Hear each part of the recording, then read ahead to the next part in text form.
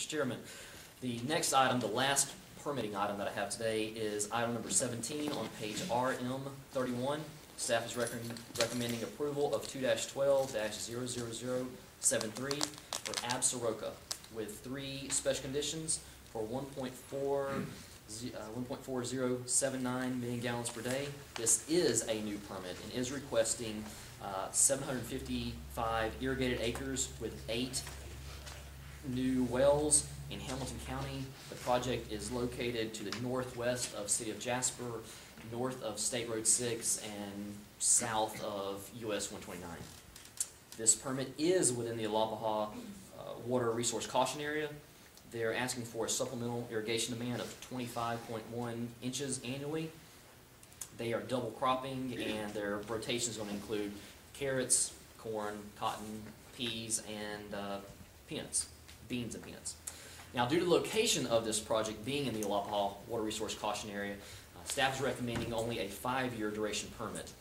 The permit would expire in February of 2018.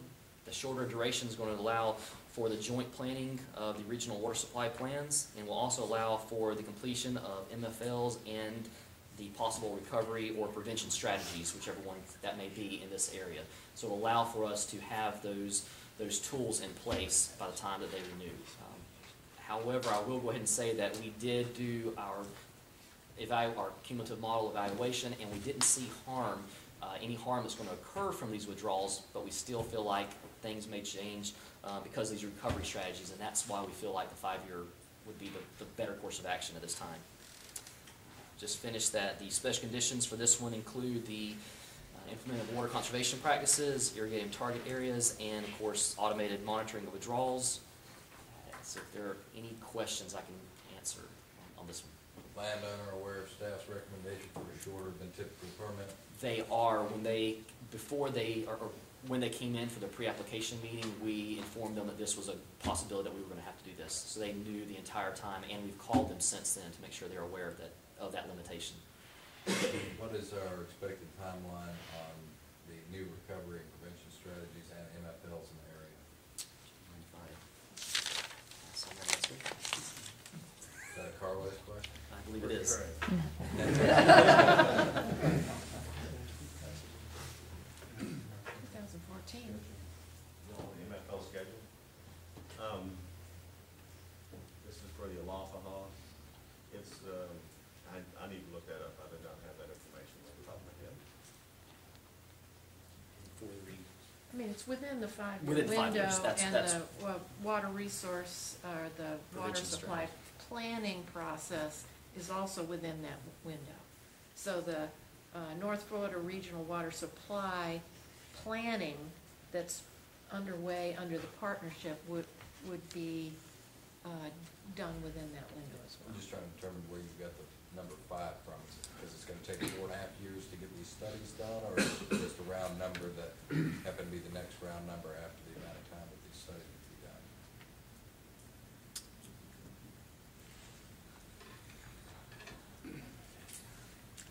Next round. Same round numbers. Yeah. I think 5 is the customarily shortest permit you get, is 5 years. I was just curious. Is anyone here from Cotton? I do not believe so. In the image, has it been logged? Is it cleared right now? Do you know? I went out there in October and had not been. And Cleared. that boundary that's all crickety like that, is that because it's the river? That is not a river, but there's a slough that's running on the north side. Okay, thank you. And that does feed into the Alapaha.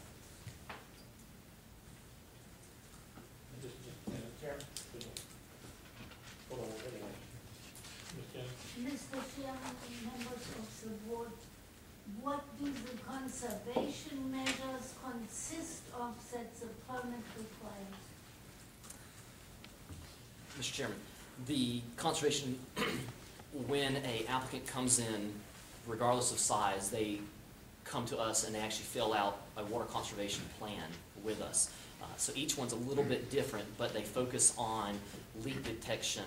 They focus on minimizing the operation when there are high winds, trying to operate your system not in the middle of the day. So there's components with each one, and each one's a little bit different from a center pivot to a drip system to a livestock cattle operation. So each one of them have a little bit different, but it goes through what type of sprinkler package do you have for an irrigation system, or for a center pivot in this case.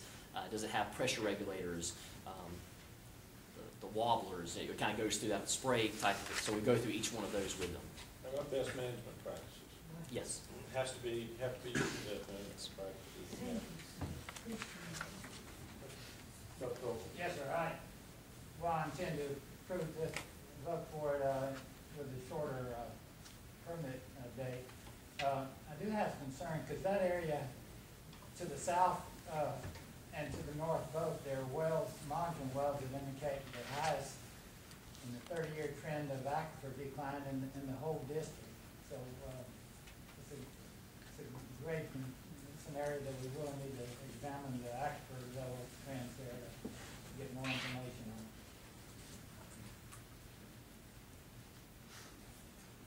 Yes, sir.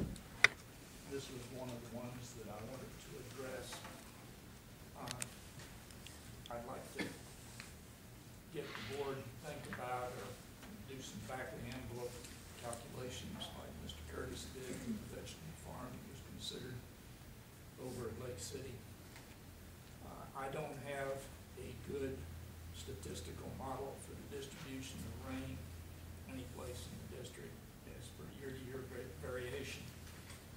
What I do have is 2 points, a 38.7 inches in the second driest year, and an average in this area in Hamilton County of 51.5 inches a year. So just for consideration purposes, consider a 10-year period with 2 dry years of 38.7 inches, and figure out what the wet years rate would have to be to meet a 51.5 inch average, and that comes out to be 54.7. The allocation is based on the second driest year, and that's the 38.7 plus the 25.1 supplemental. That indicates that there's a crop demand each year of 63.8 inches. If I then take that 63.8 inches and subtract off 54.7 for the wet years, they need 9.1 inches of supplemental irrigation for those 8 wet years. There's no requirement in the permit that they actually reduce their irrigation. They can continue to use 25.1. I think that needs to be considered when we start writing these permits. I look at the literature that is available from the district, and it indicates that there's an average of 7 inches a year recharge into the aquifer. If I look at that 2 times 25.1 plus 8 times 9.1, and I subtract off that 7 inches of recharge each year, I end up with 5.3 inches coming off the aquifer in decline each year. Now, good Lord is running this particular bank, not Mr. Bernanke. You can't print more water, and you can't continue to run a deficit of 5.3 inches a year.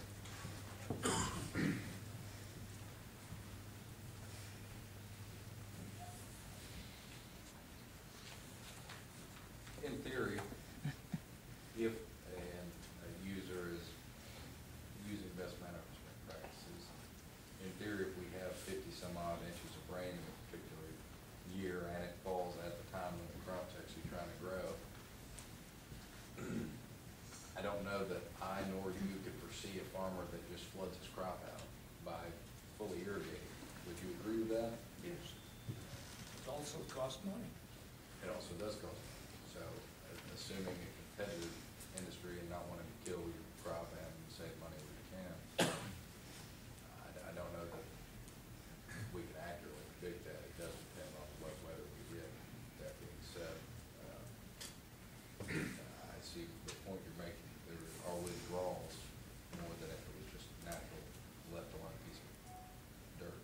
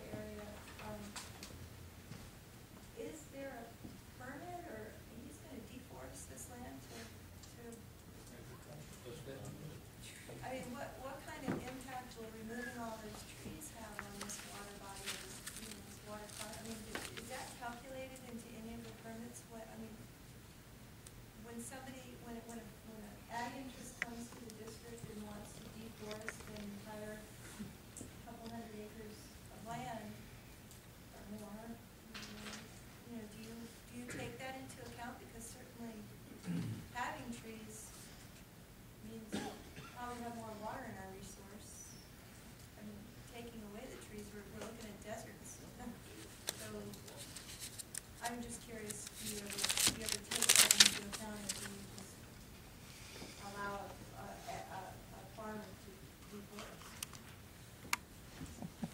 I think what the gentleman was referring to when he mentioned that I did some back of the envelope calculations out in Lake City, we just, rough shot, we're trying to calculate what having an active tree farm was pulling out of at least the upper surface layer versus what, having other crops or versus irrigation. I don't know that staff or any other agency has, solid numbers on that, but I don't know that it's not something of a tit for tat trade-off. I don't know that it is or it is not.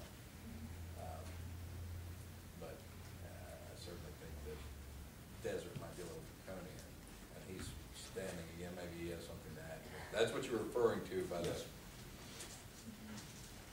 I didn't bring them with me, but I will send them to you via email. There are some scholarly papers which indicate that the amount of rain downwind of trees actually influences the amount of rain. That's because of the evapotranspiration coming off, if you're wondering about it. Another Raw interesting. dirt versus, or ag operation versus tree operation. Right. That the amount of forest that air moves over influences the amount of rain that drops. The other thing that is apparently not considered in the models is the timing of the irrigation in the daytime. In the summertime in Florida, we depend on convectional rain. We're looking at moisture being picked up off either the Atlantic or the Gulf being brought over the peninsula. The surface of the ground heats, causes that to go up until it cools enough, it precipitates and comes down. That's what regions require, I guess. If you cut down all of the trees, you can look at Mexico, for instance, the west coast of it, and they deforested it. They don't get the rain because it's kind of like the old story they talk about the fellow out in the desert coming across this pitcher pump and there being a jar of water out there, and the note seems that you can read it. Don't drink the water, use it to prime the pump, and make sure you leave the jar full when you leave. The fact that you're getting evapotranspiration, or actually transpiration off the trees, that's priming part of the rain that you get in the summertime. Again, if you irrigate during the day, farmers got a hard question. If he irrigates at night, he runs the problem with fungus. If he irrigates during the day, he actually cools the land with the water. You don't get the lift, and you don't get as much rain.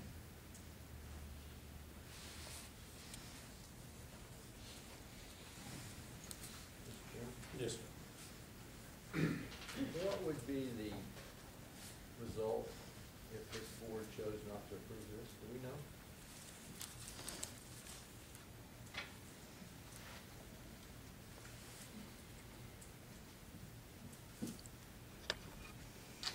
I'm not sure if I follow the result from, you wouldn't be able to.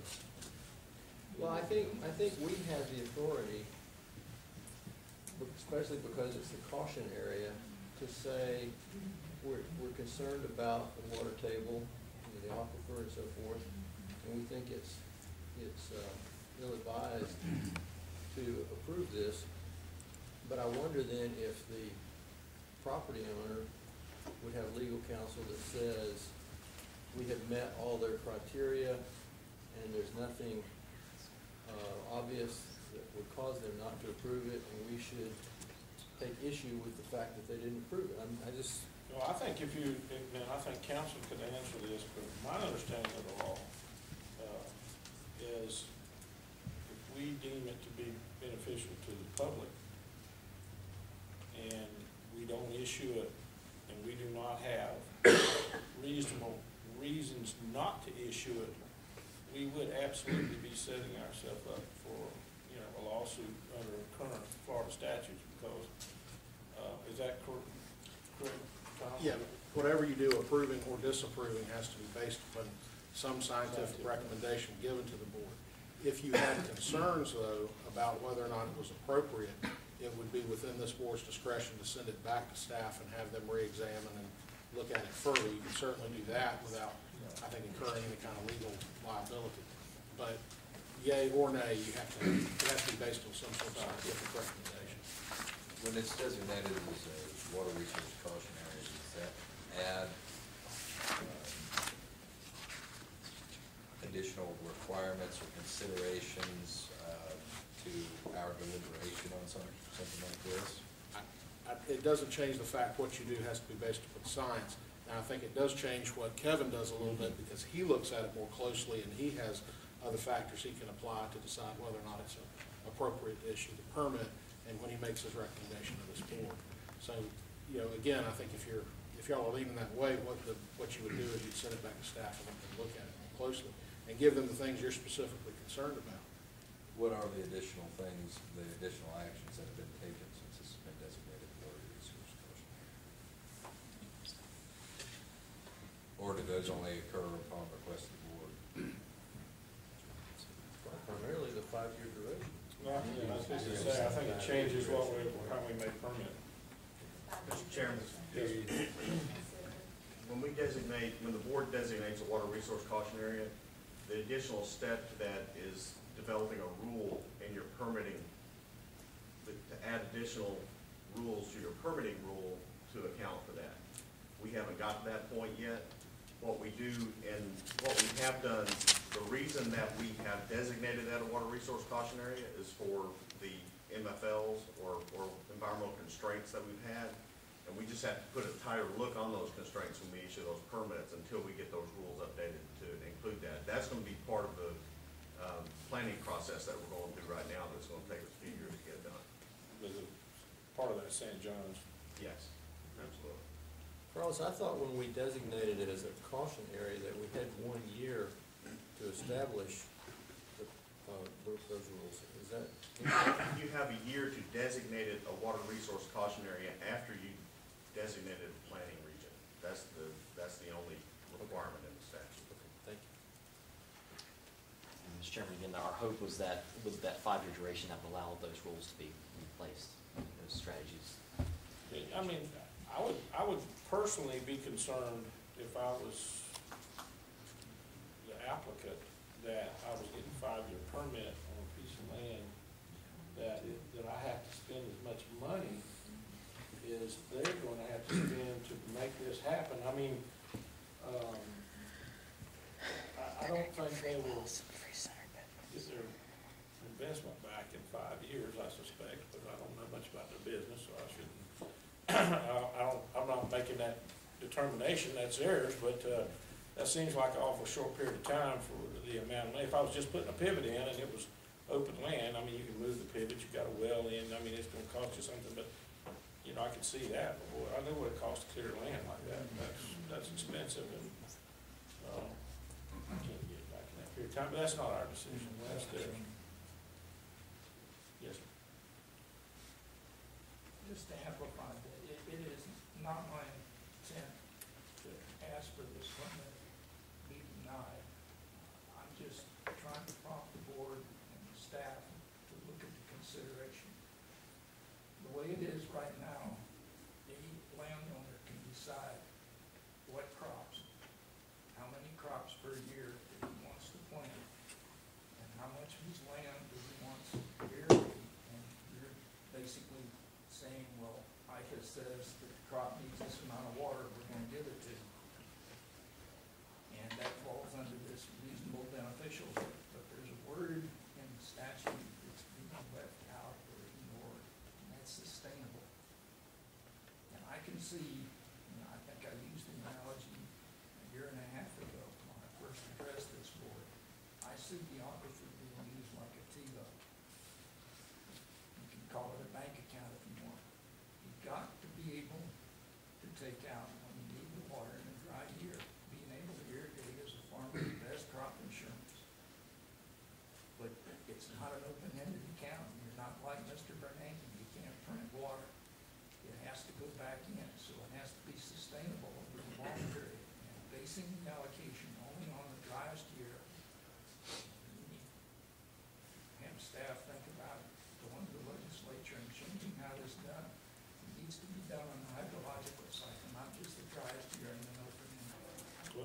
let me also say that we met 6 weeks ago with IFAS, and we actually brought up the way that we're doing it today. And I personally believe that it needs to be updated from the standpoint, not only by what you said, but the calculations that we're using are old enough that we have new varieties that either use less water or more water. There's all kinds of crop rotations that is being asked. And I think we need more information, and we need to have a new way of actually allocating this, how we decide to allocate. Now, we've asked them to help us come up with better, that's just one thing we asked them for out of about a 2-hour meeting. But we're getting a lot of, I can tell you, Dr. Payne, is really excited about working with us and trying, and we also told them, you know, we see this as we're going to continue to feed and take care of, feed the folks and take care of our resource. We need new technology. We need to be investing, and this district is also willing to invest in this technology and this research. So we've also approached them with that, because I can tell you, I do agree that we got to feed everybody, we got to drink, we got to take care of our natural systems, and to do that, I see research and technology going to be the way for us to strike that balance as we go forward. So I want you to know that we are reaching out to our, what I'll say is what we think is our best opportunity for research in these areas, and asking them to do this. And we do see that some of this information is old, and we'd like to see it updated to be more realistic and more actually futuristic, I heard.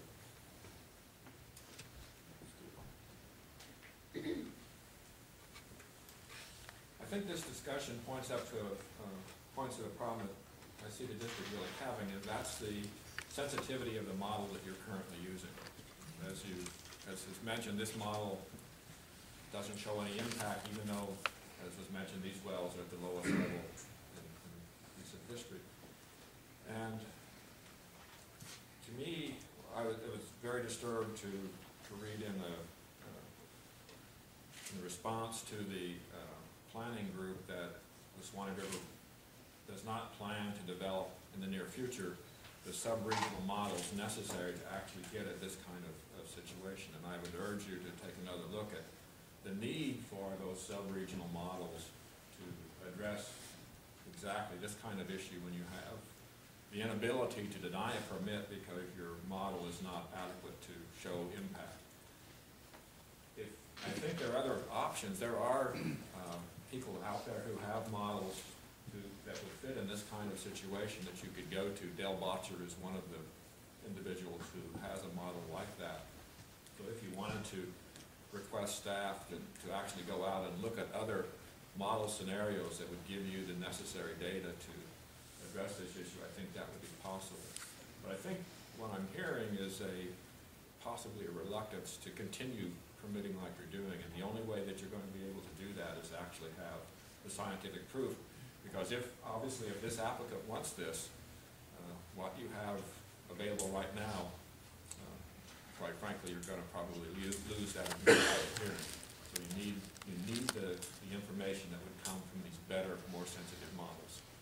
Thank you. We only have the best science of the day, and so that's what we use. And you know, I know Del Botcher would be glad to see, but I think that we have to be aware that we're in the process of this North Florida Regional Planning, and as we go through it, I hope we can come up with the best models. And we've got, my goodness, committees of all kinds in place, hopefully to give that kind of information, that when we do have that last straw, that we use the best possible science and the best possible model. Now, are we 4 years away from that? You know, maybe so. And that's why this permit, if it's passed, is only for a 5-year duration, because we do not have, you know, it isn't a precautionary area. We are doing information to help model this part of the world. I guess that's what I'm saying, is that really at this point, you need to be thinking about funding the development of those models. St. John's is following the concept of doing a joint sub-regional model for the Keystone area to address those MFLs. I would suggest that you also might want to do sub-regional models for areas that you already know are going to be problematic, like this one and also on the Santa Fe, because otherwise you wait till the big model's done and then you have to start all over again, kind of putting together your small models. Those actually can be done kind of simultaneously. And it would save a lot of time, and it may even save some money. Thank you. What are the things, excuse me, that are considered in these models? What data, what factors, what observations do you look at? What makes a model? And how do you know when you can use a model in one place and maybe shift it to another? And I want to go on to, this kind of ties in, on page RM 36, under minimum flows and levels, the last two sentences, cumulative simulated stream and spring flows within the model domain. I want to know, what is the model domain? How big is that? And then when we talk about 1.3 million gallons declining, or maximum drawdown simulated was 0.03 feet, does it make sense within that domain to talk about other numbers that we do know? We may not know what the simulated drawdown is for the wells that we haven't permitted recently, but can we at least talk about the cumulative drawdown in those areas and present that information to us here? Does it make, is it too simple-minded to say, you know, well now we're at 0.03 feet. Let's add them up. Okay. Mr. Chairman, and I may actually have to get Mr. Trey Grubbs here, our modeler, because I'm not a modeler. But I do want to mention before he gets up, try to address a few of the issues that I've heard. One, and again, I sure hope Trey stands behind me when I say this, but I do feel like our model is appropriate for the use that we're using it for.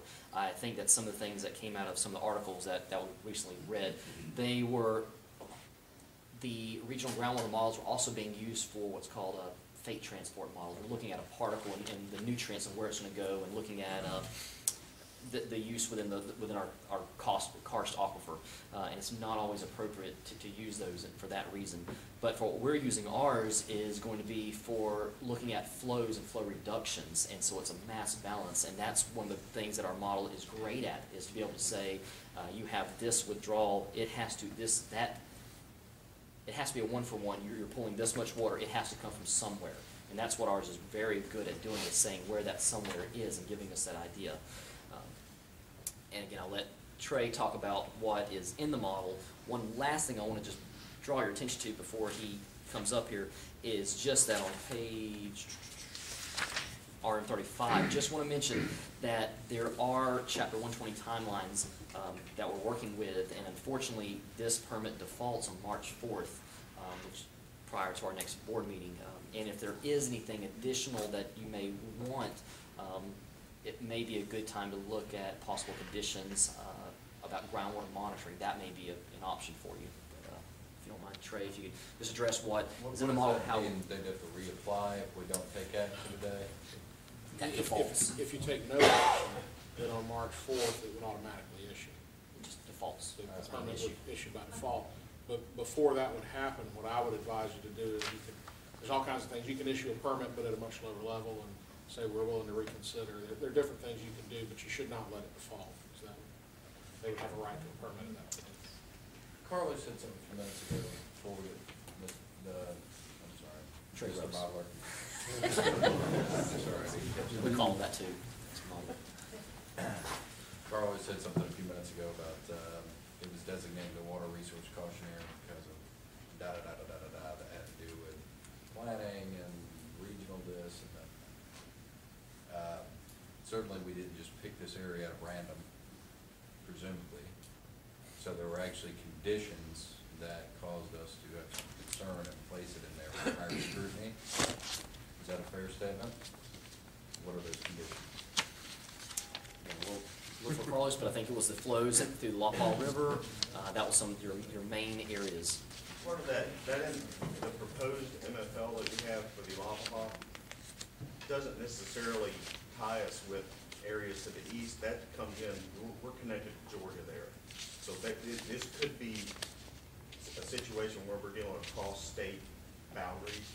So we're looking at a proposed MFL for our district for 90% of the basins in Georgia.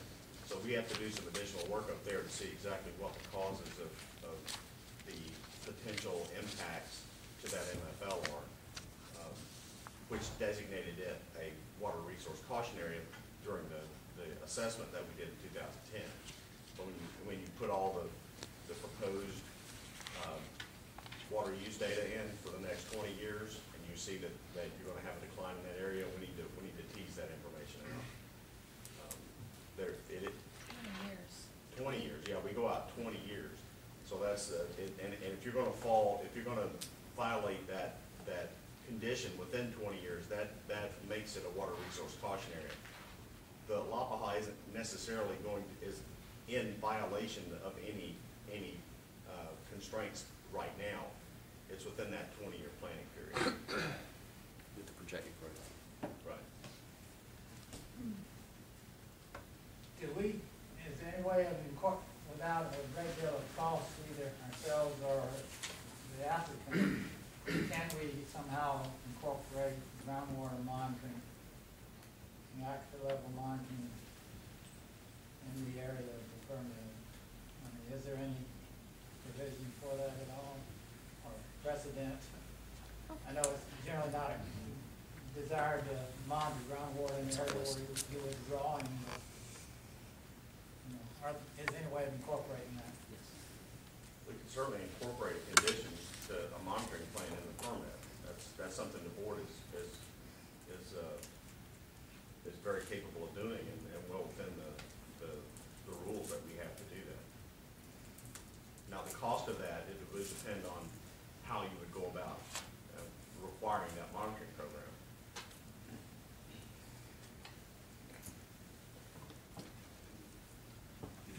Talk about just the to development answer, of the model. Yeah, just to answer some of your specific questions, the model extends from like the southern tier of counties in southern Georgia, down to roughly Marion County, I believe, and then extends actually out into the Atlantic, into the Gulf Coast. These models are based on really two very simple principles. You can't print water, for any part of the system. If you see a change in the amount of water stored in the system, that's got to come from more water coming into that part of the system than the amount of that water leaving. So that's a very good analogy, that bank account analogy. The second principle is that water flows downhill, and it's going to flow downhill if that hill is slicker, or if the aquifer is more permeable, or if the hill is steeper, if the difference in groundwater level from one point to another is more. Having said that, there is a considerable amount of uncertainty in these models. We don't have what we know about the aquifer comes from where we have groundwater level data and where we have flow data. So we have to kind of infer how permeable the aquifer is and what those recharge rates are from that information. So model's certainly not perfect, but I think it's a useful tool. It's our best available tool at present for evaluating how consumptive withdrawals from the system will affect flows in the system. We do not want to use it for predicting the time of travel of a pollutant within the system. Don't even go there right now. Drawdowns are kind of an intermediate issue. If you really are concerned about drawdown, then I would suggest doing site-specific monitoring. Okay, so as far as the model domain, that's that whole mini-county area that you described, is that right? It's all of our district, plus the northern half of St. John's, plus the southern few counties of Georgia, and a little bit of southwest. Okay. Well, does it make sense then to talk about what the cumulative drawdown and reduction in flow is? In a paragraph like this, we know what this one is predicted. Right. Can you, just for information purposes, Right, nothing right. else, tell us what we do know? We can do that. That's a little harder to do. Actually, the model is calibrated to a water use for the 2,000-year period, so that cumulative use and those is in there. And you can do, there are a few exercises you can do. You can turn off the pumping and see how the model responds. Unfortunately, our model covers a large area, but we would ideally like to have an even larger area. That model is being developed right now in cooperation with St. John's. They're actually leading that effort, but we're a partner in that effort along with Georgia. And that one's going to do a better job of doing those kind of assessments, because with these cumulative impacts, what winds up happening is the impacts will propagate out to the boundaries and affecting the boundaries, which are, you have to specify that as input to the model. So you have to tell the model what to expect. You can't tell the model what it needs to know before it can do the simulation, and also expect it to tell you what that number should be. So that'll come with time. But we can make some informed estimates right now. Maybe I'm not understanding, but I'm saying, I think this wording is pretty standard here at the end of this one paragraph. Right. Can we not just add those up and just see what it says? Yeah, I keep bringing back to and I keep hearing Megan say from time to time that if we shut off all of our irrigation and didn't pump, we would make, and I wouldn't say negligible, but almost negligible change in our aquifer level. Am I heard you say that before, Megan? The expression in the flows. Right. Looking at the Swanee and Santa Fe River, it's not a large amount. Right. River flood? River flows, flood. right, river flows. Do I understand you correctly and I believe Kevin and I are on the same page, say from somewhere out in the Atlantic to somewhere over in the Gulf of Mexico, down to Ocala, all the way up to Adel, the withdrawal that's proposed here will have a 0.03 foot impact across the board for that whole area? That's the maximum for simulated drawdown, and that's going to Over the whole area. So we're talking really the butterfly effect here. We pull out here and that's how we shake out. In the model, that part of the aquifer is one of the most permeable areas of the aquifer. So that's why you're seeing the simulated drawdowns that are so small, and they're not propagating out. Okay, so this model does take specific areas into account, not just from the Atlantic to the Gulf and like that. It's not treated the same. So it has regional. It's a regional model, but it's chopped up into blocks that are on the order of 1 mile by 1 mile square. So there's specific information that will make the model handle things differently on a 1 mile by 1 mile square. That's the resolution you can get output for, but you have to be very careful. We don't have, I talked about how these models are developed. You want to be very careful about trying to make, using the model to make statements about what can happen in this location versus the location 1 mile away.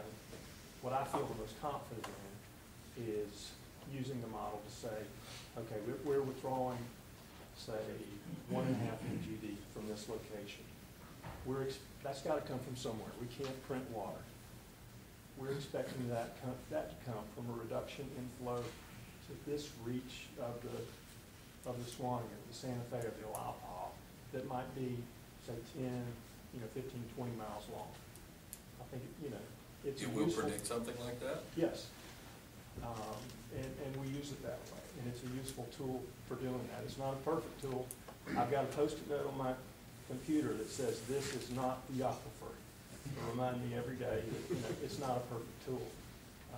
But it is something we're continuing to refine, but we need to be careful about the way we use it, certainly. So on this one, how far away would it have an impact? Well, And is that what the .03 drop means, is they're in that impact area?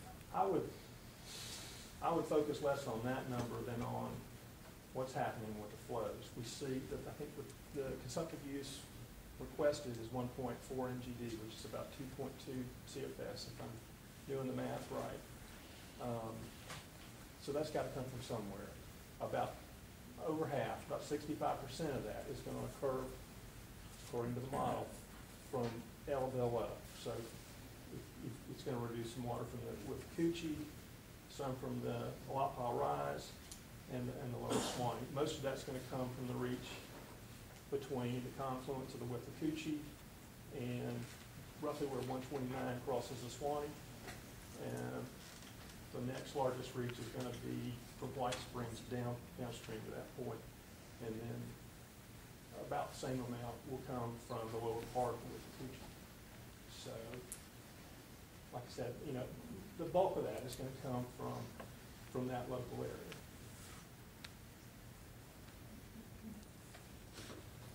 So that, you very helpfully sent a depiction of your cone of depression, you know, I guess from your model there. That would be the limit of the impact, based on the model, the limit of impact on the aquifer level? Yeah, I mean, that is that's a picture of those drawdown effects. What you also have to be careful of is, especially in that area, you got some large springs, as we do throughout our region, and you can have very small drawdowns that can produce significant changes in flow. How deep does the model go into the surface? Well, it simulates the entire freshwater thickness of the aquifer, so. Are the elements 5,000 feet cube? Is it 5,000 feet deep? No, the model's actually vertically divided into 5 layers, which run from land surface all the way down to the base of the aquifer. So, you know, So over 1,000 feet thick. Long skinny elements, is that right? Yeah, it's skinnier when you cut this way. Then the dimensions are flatter. It's more of a pizza. Yeah, I guess you could say if you think about it that way, moving down. It's thinner. It's thinner cut. If you cut it this way, if you think about the way it's cut this way, the slices are thinner than the horizontal dimension. Say maybe 5,000 by 5,000 feet in your X and Y direction, but 1,200 in your Z. Which is, you know, going to be split into 5 different layers. The top ones are going to be thinner than the ones below. Because that's, You got a cone. you can think of, if you had a cookie cutter that, you know, cut things up into 5-mile pieces, and you shove that down into the earth, and then you come in with a knife and you cut it 5 times. That's the way it works. Yeah, one limitation of this model is, I think assumes it's kind of homogeneous in the element. I mean, it doesn't know the karst structure inside the element. It kind of averages across the elements. So if you've got limestone there and it's got holes in it, you can't simulate that. You have to average it out. Yeah, that's a good point. What you wind up doing is you increase the permeability in the aquifer to represent those features, and that's part of your calibration, right? That's right, and that's something, you know, we want to add those features going forward. And right now, I'm looking at, you know, trying to add those in where we've got good information. The problem is, you know, just like we have limited information to build these models, and that leads to the limitations of using them. When we add those features, we need even more information. You know, we need to know where those features are in the subsurface, how long they are, how tortuous, you know, the path is, what their diameter is, how rough their walls are. So you can add these things by making some educated guesses by that, and I think, you know, we may be able to do a bit of adding some of those features in the near term, but it's going to be a longer term project to develop those things. But ultimately, yeah, we want to have those. We want to have sub-regional models, and we want to have this larger model that stretches all the way up into Georgia to the outcrop of the Florida. so that when we have these sub-regional models and these models that better represent karst features, we'll have the boundary conditions that we need to be able to run those smaller scale and more detailed models. How do you talk about sub-regional models, what are you looking for? How do you test? How do you know how to design where that region boundary is? Are you looking at drawdown from existing wells? I guess the way I'd answer that is there's really two things driving that. One is the problem you're trying to answer. That's going to govern the kind of model you build and where you build it. And the other is the characteristics of the system you're looking at. You know, where are the natural boundaries occurring? Probably on a model basis, right? For surface water features, certainly. The groundwater, we don't always have that luxury of having hard physical boundaries. And so in those situations, that's when you need a broader regional model. You run that, so you've got an estimate of groundwater levels at every point in your system, and then you can come in with your sub-regional model and use those estimates of groundwater levels, for example, from your regional model as input to that sub-regional model, so you can run that and get more detailed information. Well, I'm thinking about articles that I read in the paper recently where David Still, the previous ED, talked about how the models shouldn't be used for planning. He said I think it was fairly close to those words. What was David talking about? I can't speak for him. All I can do is. His concern then. I think the concern, and I think it's good to raise these questions, is that, you know, we do have a lot of karst features in our area. I mean, that's one of the great things about it. That's why we have these beautiful springs that we're trying to protect. And the models that we're using do not incorporate those features explicitly and directly. Did the Coca-Cola model somehow, is that better than what we have? And can we not get our hands on it? I've been on this job for about 3 months, so I'm still, there's a lot of. That's fine. 3 or 4 months, I'm losing track. But there's a lot that I'm still learning, but I have talked to Todd Kincaid, the developer of that model, talked to him recently, and he's trying to get permission from Coke, well, I guess Coke still owns it. He's trying to get permission from the project manager that he worked with when he was developing that to get permission to release the model to us. So I'm eager to look at that and learn from it and see what kind of capabilities it might bring to bear. So, well, my guess is their model would be small because they were concerned about that particular withdrawal point, the bottling plant down the Santa Fe. Do you have any idea how big an area it encompasses? Or? Yeah, it stretches kind of it encompasses the northern part of kind of the area between White Springs, south of White Springs, down to the Santa Fe, and then the southern part of the contributing areas of the Santa Fe. So a decent chunk of, say, Alachua County, northern Alachua County, further south. I can't remember the exact location right off the top of my head, but it was used primarily to simulate flows and levels within the lower Santa Fe basin. Did we learn anything from actually seeing you guys do what you do? So you take the information, I mean, you get an application. Would that be a useful exercise? Could we put that into a workshop or something and actually see you input? We will workshop this, because I think there's enough questions that we'll workshop how these models are done. So I think we can spend that on a workshop item, and let's plan on doing that next month. But, you know, one thing I have learned, Kevin, yes, sir, is you get 3 modelers in the room, and they won't agree. More of them you get, the more disagreements you get. I'd like to know why they don't agree. Yeah. It's not an exact science. When they say it's a model, it's definitely a model. I mean, you know, I came out of the jet engine industry, and we did difference here, in that world, it's high-tech and it's very computer intensive, but it's pretty much homogeneous.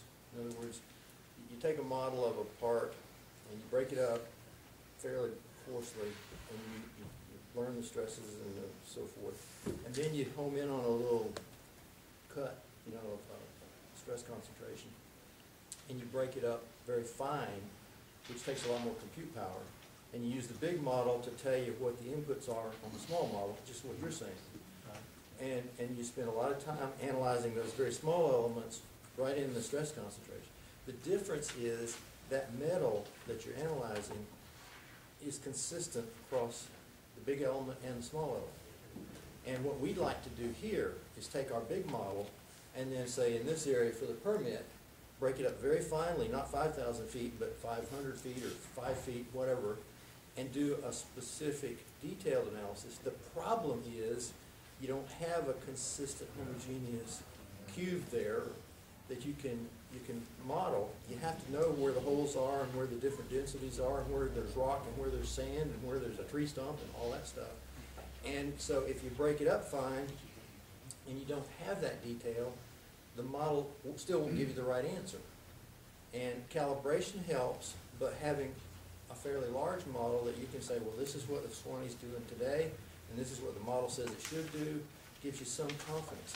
But it's not an exact science, and applying the high-tech stuff that industry uses doesn't give you the answers because of the unknowns that are not only impossible to define. And that may be what David was saying, why you can't use the models as an exact science. Having said that, it's the best thing we have, and we have to do the best we can with it and make some judgments. Right. I think you hit the core issue. The difference between the models we're working with and the ones you worked with is, you knew what the thermal conductivity was of that metal. You knew what the elasticity of that metal. If you apply stress to it, you know how much it's going to strain. Right. We don't know that. We have to. When we develop these models, we use inverse modeling techniques where we start with our observations of how the system responds and infer what the properties are of that system. So to take that analogy, we have temperature measurements, or maybe heat flux measurements, or measurements of how the metal stretches, and we'd have to back out what the thermal conductivity was of the metal and what the elasticity was. So it's a tough nut to crack, and it's any geophysical problem you're going to run into this issue. But and that's why we have so much disagreement. It's what we don't know, not what we do know. Right. That's what we don't know is where we have the disagreement. We'll move on. I'm going to allow one more comment from you, Stephen, and then we're going to do something with this issue. I have a question, really. There's an obvious difference. That was 3/100ths of a foot drawdown over what area? that was the maximum, and let me put a big underline under this word simulated drawdown for the area. So that was really in the model cell right, or the model cells right around where these withdrawals were occurring. The reason that I'm bringing that up is there's an obvious difference between 3/100ths of a foot and what I'm saying at 5 inches. But the 5 inches that I'm talking about is only under the 755 acres being irrigated, as if there was a wall around it. So that's where the source of the difference in those numbers. Right. And is that supposed to be 0.03 per day? No, that's total. If the system, if you let that thing run and let it run for an extended period of time, but that's an area where the model is limited, and I would be very cautious about using it. And if you're concerned about that, you want to do site-specific monitoring. Does it take into account the cumulative, since those cones of depression obviously overlap? We have a big industrial withdrawal somewhere in the vicinity, for example, in that area. Does it take into account any kind of a cumulative? No, that analysis is just for the impact for that one by itself. Thank you. And it's 0.03 feet over what period of time? That's you can think of it as the maximum. If 5 years in this case. If it's a steady state model, so it assumes that this thing is pumping all the time at this rate. It's permitted for a 1 in 5 year, 2 and 10 year, condition, the weather condition stays the same, things will kind of reach an equilibrium where nothing changes. There was maximum pumping will allow. If it was pumping at his permitted rate, which is for a drought, pretty extreme condition. This is a steady state model, so I think what he's saying is if the water table's here, and then you approve this and you turn it on and you let it run, it drops 0.03 feet. Steady state. That's right. And I don't understand, because What's the total? What do we know? At least according to the model. What do they all add up to, Carl? You mean everything in this vicinity? I mean. Well, it says the domain. I think they're looking at these wells and this amount of pumping, right? All Yes, from. we're looking at I that think if we want to project. take what happens with these models, which is take the end result and then try to infer what the things have been that have impacted it, probably you would look at historical, the chart runs like this, but we've all seen the charts kind of over the past 3-4 decades gradually trend down. Well, you're getting to the question that the study group, Georgia, us, and St. John's, is building the model for.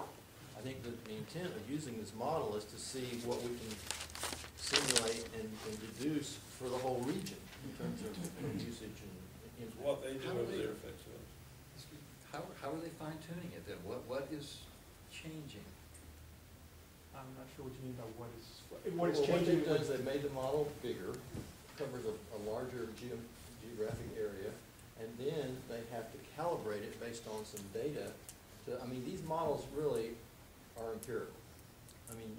You adjust the model to match what you observed in wells and in river flow at some point. It was, 1995 was a dry year, and we calibrated to, and now we're trying to do an average year. Actually, the current version is calibrated to 2001 and 2 conditions. Okay. The water usage from 2000, that's. Would you pick a year where you've got data? Which is a and then dry year. You work the model until you can match the data to have some confidence that the model's doing something reasonable. And then you can look across. You got to realize, like you said, it's a static model, so if the aquifer level changes from its normal condition because of rainfall, that's not accumulated. It's showing us the model is static. And so that 3/10 Has of nothing to a do with foot is today. what's drawn down from wherever it is. But reality isn't static. If No. you've got the spigot turned on, it's not, in theory, it's not gonna go to here and you're still pumping, but nothing's changing, right? Well, what it's saying is, if you pump, eventually it's gonna reach this point, because it's reached the point now where the demand from this consumptive use, this extraction of water from the system, is being met by reducing Pressure from flows other direction. to certain stream reaches, for example. Water that would have flown out of the aquifer into these streams is now flowing into this well. So you may have that initial surge, a drop, it's gonna, you have a little bit of a wave action, but it's gonna end up getting at that 0.30 feet. Over the long term. Will the model, the coming model, extend up through the entire basin, the watershed The model of the that's, Swanee River? the model that's being developed, the partnership between St. John and Swanee and Georgia, that model is going to extend all the way up to the outcrop of the Florida aquifer system in southern Georgia. It extends down to below southern Marion County. Don't quote me on that. And it's going to be, initially it'll be a steady state model, but once that calibration is complete, we'll have a transit model in place. So we'll be able to, if you have questions about. You have a big computer. Well, it's more like 130 computers running to solve that problem. So. Yes, ma'am. Can I make a suggestion as one of the conditions, if it would be helpful, is to have a monitoring well established on this, for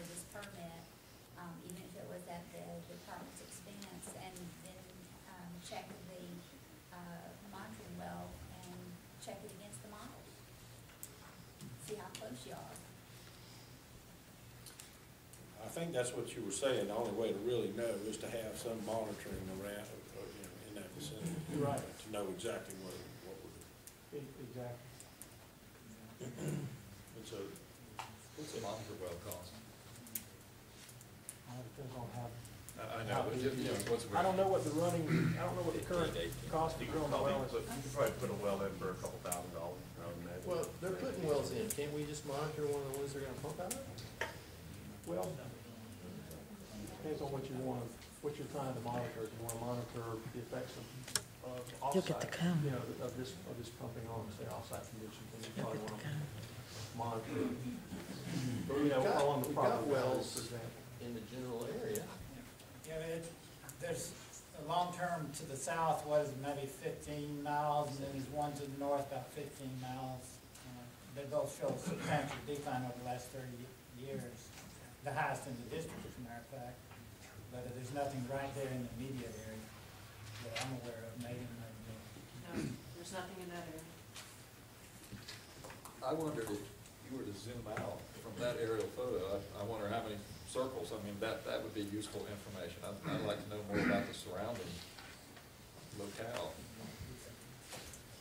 There should not be any center pivots and very little agriculture directly north. There is toward Jennings, and there is to the southwest, moving more to where the confluence would be off. There is other withdrawals to the down gradient, you could say. Southwest. And again, the city of Jasper is roughly a mile to 2 miles to the east. Not far away. And city of Jasper's wells are on the northeast side of the city, so away. Can you use functioning wells as monitor wells? I think that's what Carl was. Right. I think it's better to have a well, a non-pumping well, because you get water moving through the well and through the well string. These are open interval wells in the Florida, but you might have some well losses within the well.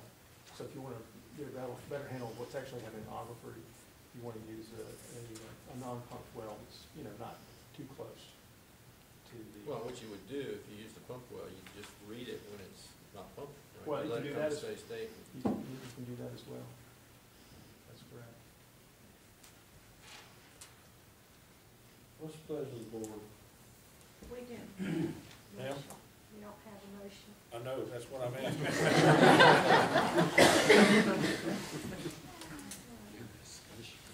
Mr. Chair, I move to go ahead and approve this permit for the 5 years with the stipulation that there would be some monitoring either of one of the wells or putting in a well for monitoring. I'll second that motion.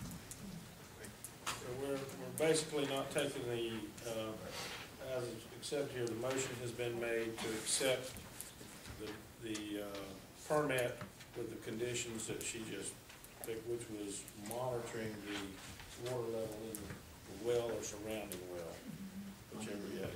Mr. Chairman, Yes, sir. I think there are two things with that. If you're gonna add that as a condition, you need to figure out who's gonna pay for it. And then the other one is, what happens if it drops? If it drops, I mean, are you gonna say, well, there's a condition that if it goes down to X level, then we revisit the permit, or you may decide that the 5 years is soon enough, and we just wanna have this information for the 5 years. I think that's what we're trying to do. I think we're gonna issue it for 5 years, if I'm understanding correctly. And we're trying to gather some data that'll help us, not only with this one going after the 5 years, but maybe know what's happening around and about in some of these areas like this. Getting to the credibility of the modeler. Yeah, that's kind of right. Hopefully we can make those better.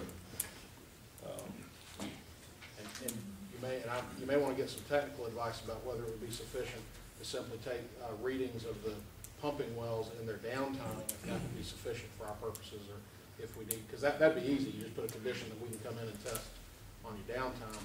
If you can actually put wells in, somebody's got to write the check, so.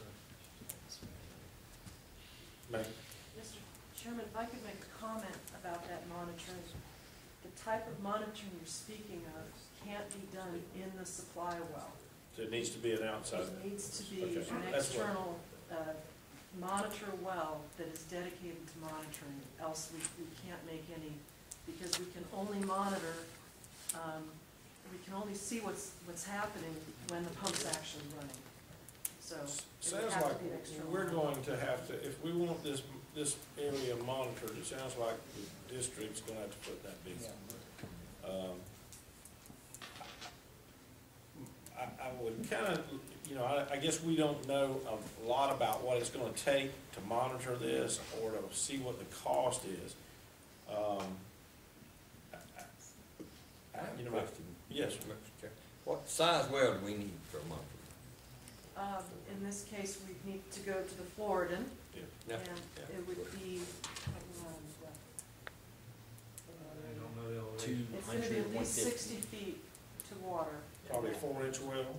I think we could do a 3-inch well.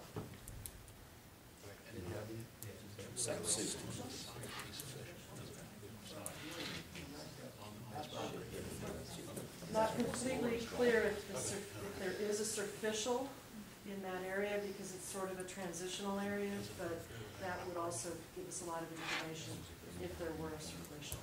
And do we have sufficient sensors? Do we have sensors in-house that are surplus enough that we could put in one of those wells? I think we could, yes. Now, let me make sure we can, I'm a little bit confused whether we can make this happen in one fatal swoop. What we're doing.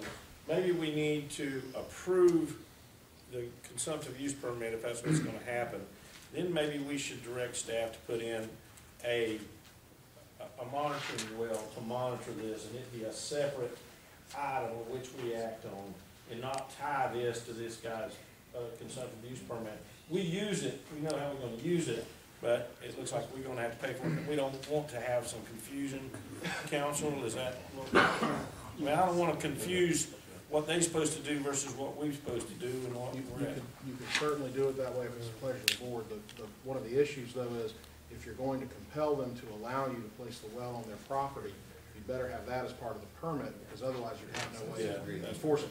I think you could certainly delegate to staff though, the board could delegate to staff the writing the technical part of it, such as, and I think as long as we work, the board needs to decide who's gonna pay for it. If y'all decide the board's gonna pay for it, and that it's not gonna be non-obtrusive, it's not gonna interfere with their ag operations, and it would be on that property, I think other details than that, I think staff could certainly work out, if that's technically feasible. Why not just deny the application and allow staff another month to get back with the landowner and sort some of these things out, look at the property and figure out where they need to place this, what kind of costs we're looking at, what the pros and cons are, and revisit in a month with more information. Because there's been over, what, an hour of questions with regards to this one permit. I kind of feel like, I think we need to add to that I don't think taxpayer ought to have to foot the bill for them to have a irrigation system on their property. I think they should be able to provide us monitoring.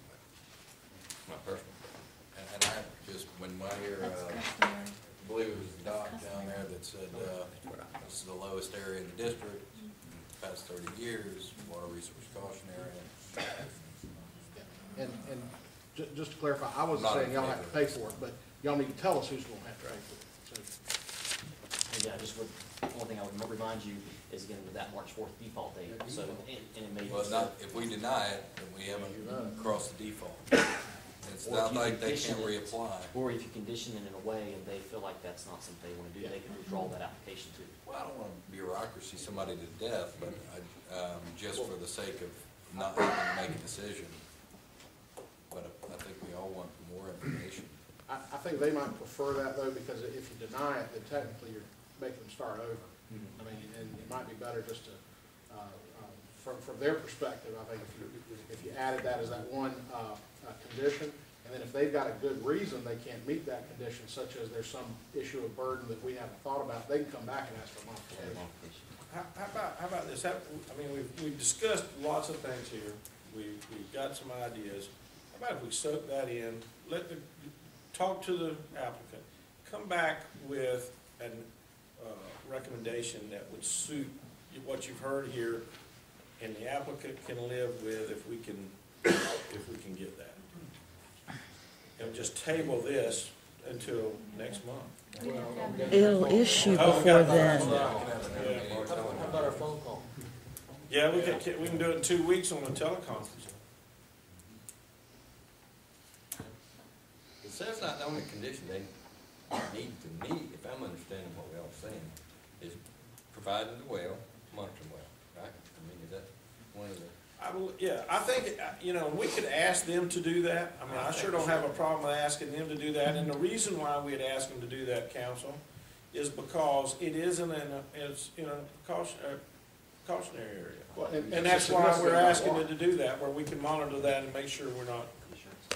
Kevin, in your experience, is a single well, you're gonna tell us anything? Because if our modeling is correct, that's like the member said that it'll be to their benefit because we won't see those change. It will tell us what that drawdown is in that single point. Right. Mr. Chairman. All that they will be able to do. So it's not going to be able to tell us on separate sides of the property area. It's only that single point. That's all it's going to be able Will to do. you be able to tell us where is the best place to put that single well? Based on modeling. We're going to see where that where its drawdown will be, where it's predicted at. And that's, we're not that's our gonna- best. The answer's no, because the elements are a mile squared. But that's what they do. Another. If you want, look, I cannot stress strongly enough, if you want to get site-specific information about drawdowns, you shouldn't rely on the model, especially in this area. I mean, you got Dead River, which if you're worried about karst features and their influence on the model, then that's another reason why you wouldn't want to rely exclusively on this model. And in fact, I would not. I would suggest strongly collecting site-specific data because it's just not designed to do. How big an area then in our district is similar to this? I mean, are we talking all the unconfined areas or? Well, a lot. I mean, that's probably the most dramatic example right there, the Dead River Rise area. But you got Santa Fe, Sink and Rise. That's another example. And Trace. There are a few other areas like that. So I mean, could you advise us if we asked for where we should rely on the model and where we should go with site-specific information? It depends on what you want the model to do. If you wanted to use it for flow, saying, okay, if we pull flow out of this part, if we withdraw water out of this part of the aquifer, then what reaches of the river is it going to affect? I think we've got a useful tool for doing that. It's not perfect, but it's best we have and it's useful. If you want to make predictions about drawdown, then you want to be a lot more cautious about where you use the model for, and especially in these kind of areas, like this area near the Alapaha and Lower Santa Fe. If you're really concerned about drawdown, I would suggest getting site-specific data. Do we need a network of monitor wells? Well, we've got a pretty darn good network now, but we certainly, we don't have a lot of data on the superficial aquifer. We couldn't have enough to solve this problem.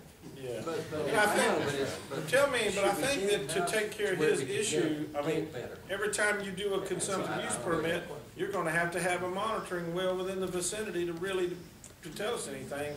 I mean, it'll tell us about this one little area, but we'd have to put one at every location and we'd have to decide what size that would be. Is that correct?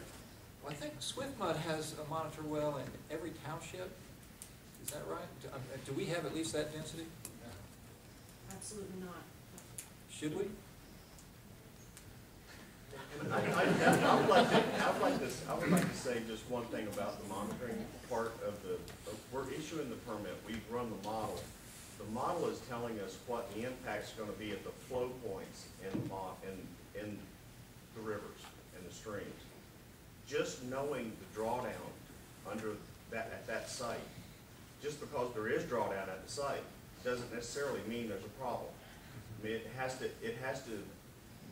to actually affect that resource or that point on the river. So our monitoring may not necessarily be at the location that's the most appropriate. It may be increasing our monitoring or making sure we get the right monitoring on that resource that we think might get affected, that we can tie that drawdown to. Does that make sense? I think so. Because we don't, just because we have drawdown under the site doesn't mean it's impacting a resource. Right. It's just drawdown. Right. And that's, if you pump water out of the ground, you're gonna have drawdown. I mean, that's pretty much the way it works. So what's it gonna impact? So that may be the direction we want to take. Mr. Chair, Yes, Tim. I have a suggestion. We have a whole pile of other things on the agenda, and perhaps as we take a break or move on, Kevin can call the applicant and ask them if they'll give us a Chapter 120 timeframe waiver, where we have a month to discuss all this and bring this back to Mark's board. If they tell us they don't want to give us a waiver, then we can come back and come to some type of conclusion today. Well, I'm gonna do that, and the more I think about this, I mean, we're talking about a 5-year time frame. It looks to me like they got a lot of work to do. I mean, they may not, when we put 5 years on this, they may not want it anyway. Because, I mean, they're fixing to spend a lot of money. Yeah. Yes, I know. they all were. So, what's the pleasure of the board? I guess that's the, Got a motion in a second. we don't have a motion. Sure. No, she was just talking about, I mean, that was just a comment, we don't have a motion. That would have had to be an amendment, but we didn't have anything to amend. We don't have a motion on the floor yet. Let's take a break and let him make that call. As the second, I would change my second if we didn't, would change our motion, that it'd be the same as the motion was made, except that the district would, that the landowner would just grant permission for us to put a site in at our expense. Was there a motion? I didn't think it was. Yeah. Ms. Johnson, make a motion to approve the recommendation. Okay, I'm sorry, I apologize, somebody talking. Okay, but the motion, let's make sure we got the motion clarified. What do you have, or? You made the motion.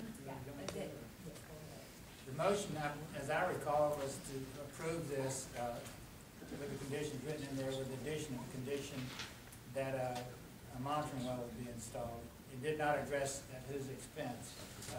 As the second, I would amend my second, would say that it would be at the district's expense as long as the landowner would grant us permission. That's friendly enough for you? That's friendly enough, yes, sir. Okay, any discussion? I'm not in favor of it. I didn't get the second clearly. Okay, the second, it's basically one motion. The motion is, Lisa, to allow the application with the stipulation that they allow us to put a monitoring well on the property at our location and at our expense. That's the motion. Correct. Okay, and we got a second to that. And we had a little discussion over here that we weren't for, but that was all. Any further discussion? All in favor say aye. Aye. All opposed? Aye. Can you raise your hand and say the opposers, please?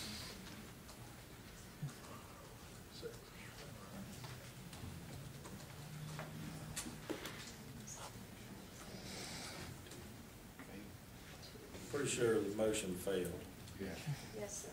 Okay, now, we're in a predicament. So, we could have another motion on this request. Mr. Chairman, I suggest we take Tim's recommendation and let him make a phone call. Okay, that's fine with me. I tell you what, let's go on to the next, we'll postpone this, we'll come back to it. Let's go ahead with the next ones, Tim, and whoever can go make that phone call and come back to us. Absolutely, absolutely. One, go ahead and do this, then I'll leave you. Hear that. Make Phil now. Tim.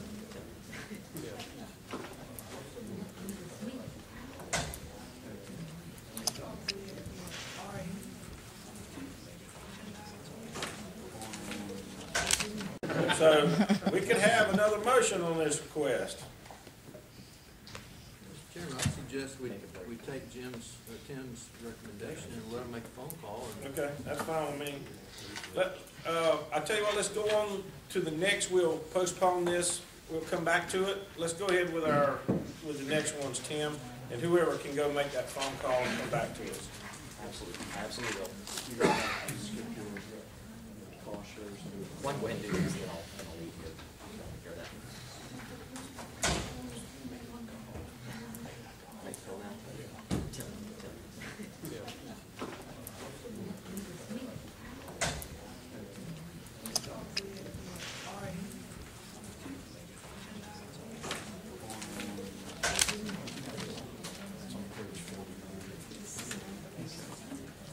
Okay, what we're gonna do while Kevin's out calling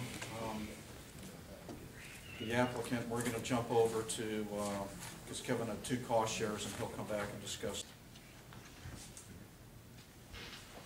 Sharon? You're back? I am back, Mr. Chairman. I am happy to report that Mr. Coggins has agreed to waive his 120.60 rights and allow for an additional month to consider his application and to make any modifications to our staff report that's needed. So at this time, I would recommend that you table this item. I don't think, we'll just move it on.